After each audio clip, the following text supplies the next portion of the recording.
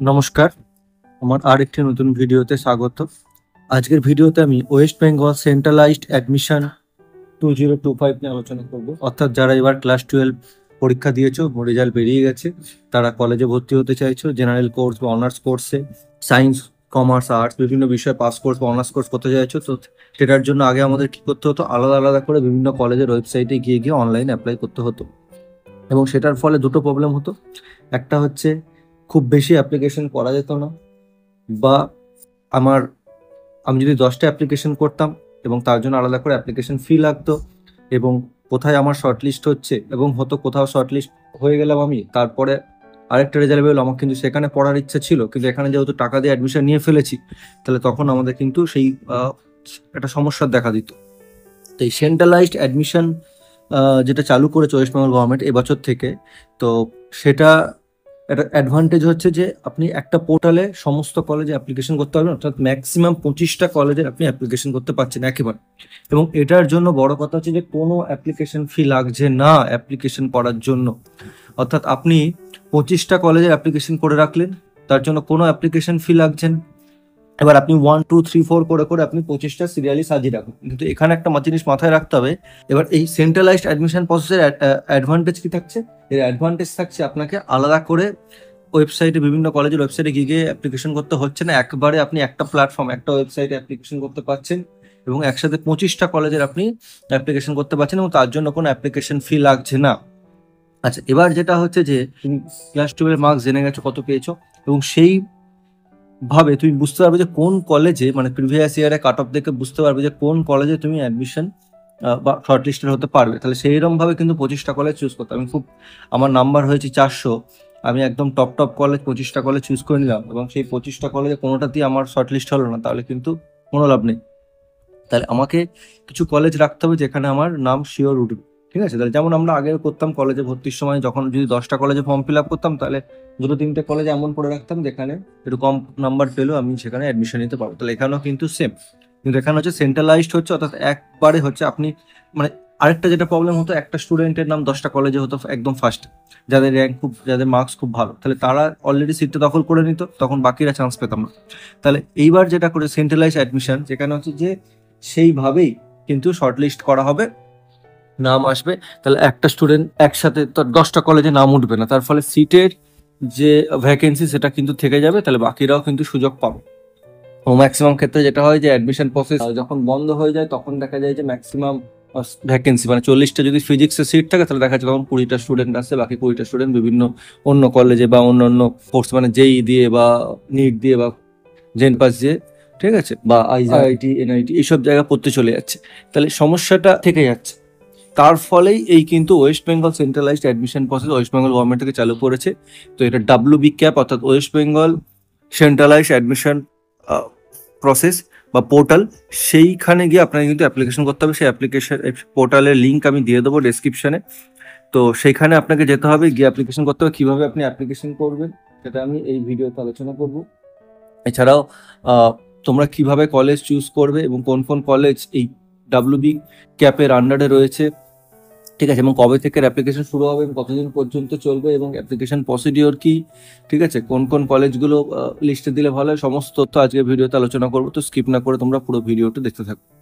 তো আমার এই ভিডিওটা যদি ভালো লাগে তাহলে একটা লাইক করে দেবে এবং কোনো কোয়ারি থাকলে কমেন্ট করে জানাতে পারো, এবং চ্যানেলটি সাবস্ক্রাইব করে দেবো, তাহলে যখনই আমি এই ধরনের কোনো ভিডিও নিয়ে আসবো তার আপডেট কিন্তু পেয়ে যাবে। তো দেরি না করে চলো আজকে ভিডিওটা শুরু করা যাক। তো প্রথমেই আমি আসছি যে এর অ্যাপ্লিকেশন কবে থেকে শুরু হচ্ছে। এর অ্যাপ্লিকেশন শুরু হচ্ছে, পোর্টালটা লঞ্চ করছে 17 জুন, ঠিক আছে, এখনো পোর্টালটা লঞ্চ করেনি, আন্ডার প্রসেস চলছে। তো এটা 17 জুন 2 PM এই পোর্টালটা লঞ্চ করছে। আচ্ছা, এই রেজিস্ট্রেশন অ্যাপ্লিকেশন স্টার্ট হবে কিন্তু তার একদিন পরে, 18 জুন, ঠিক আছে।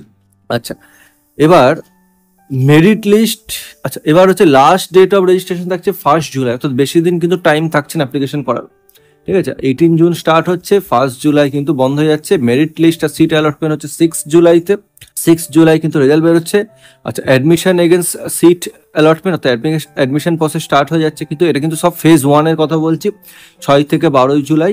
তারপরে হচ্ছে publication on institute wise and course program wise seat allotment in the upgrade ground হচ্ছে 17 জুলাই। অর্থাৎ এখানে কিন্তু দুটো ফ্যাক্টর থাকছে, একটা হচ্ছে কোন কলেজ এবং কোন সাবজেক্ট। অর্থাৎ আপনার যদি ফিজিক্স অনার্স করার ইচ্ছা থাকে এবং আপনি যে কলেজগুলো চুজ করেছেন এবং আপনি ধরুন কেমিস্ট্রি অনার্স দুটো সাবজেক্ট চুজ করেছেন, তাহলে সেই সাবজেক্টে কোন কলেজে শর্টলিস্ট হচ্ছে সেটা কিন্তু সেই মতো কিন্তু মেরিট লিস্ট আসে। মানে আমাকে এখানে একটা হচ্ছে আমার ধরুন এই কলেজে পড়ার ইচ্ছা, কিন্তু সেই কলেজে পড়ছেন কিন্তু আপনি যে সাবজেক্টটা নিয়ে পড়বেন সেটা পেলেন না, অন্য সাবজেক্ট পেলেন।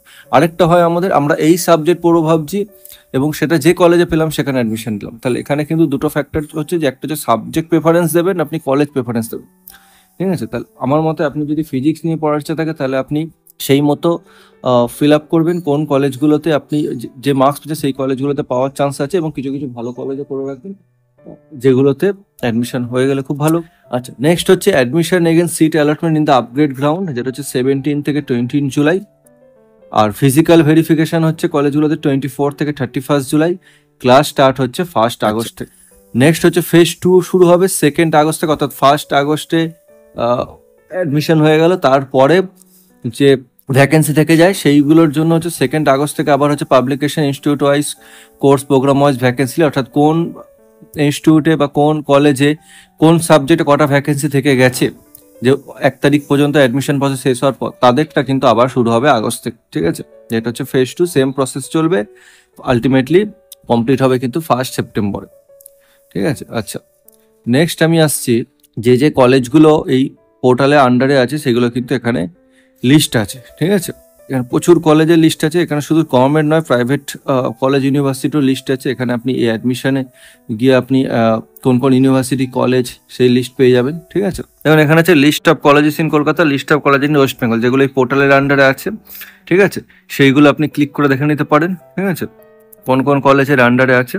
এবার আপনি যদি ধরুন কোন একটা কলেজে জানতে চাইছেন সেখানে কি কি সাবজেক্ট পড়ানো হয়, ঠিক আছে, তাহলে কোন একটা কলেজে ক্লিক করলে কিন্তু সেই তার আন্ডারে গিয়ে আপনি সব চেক করতে হবে। ধরুন আমি যদি সার্চ করি এখানে আশুতোষ কলেজ, ঠিক আছে, আশুতোষ কলেজ আমি ক্লিক করলাম, তাহলে দেখুন ওপরে দেখাচ্ছে কি কি কোর্সেস অফার করা হচ্ছে, admission notice, apply now, merit, admission list 2025। ঠিক আছে, তাহলে এখানে কিন্তু পেয়ে যাচ্ছেন আপনি কলেজের ডিটেলস। ঠিক আছে, কি কি কোর্সেস অফার করা হয় আপনি কোর্সে গিয়ে পেয়ে যাবেন এখানে। ঠিক আছে, আর্টসে কি কি কোর্স অফার করা হচ্ছে, ম্যানেজমেন্টে বিবিএ আছে, বিএসসি তে কি কি কোর্স করা যাচ্ছে, ঠিক আছে, ভোকেশনাল কি হচ্ছে, প্রফেশনাল কোর্স কি করা যাচ্ছে, পিজির ক্ষেত্রেও কিন্তু সেম।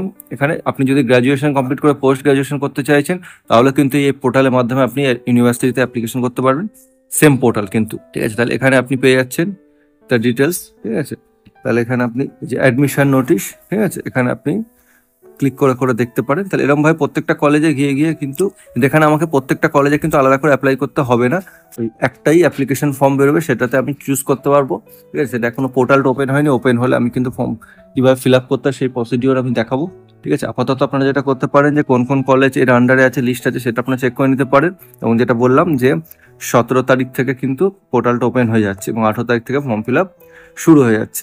ঠিক আছে, ভিডিওটি যদি ইনফরমেটিভ মনে হয়ে থাকে তাহলে একটু লাইক করে দেবেন, এবং কোনো কোয়েরি থাকলে কমেন্ট করে জানাবেন, এবং পারলে চ্যানেলটি সাবস্ক্রাইব করে পাশে থাকবেন। তাহলে এরকম আরও ভিডিও যখন আমি নিয়ে আসবো তখন সেটার আপডেট আপনারা পেয়ে যাবেন।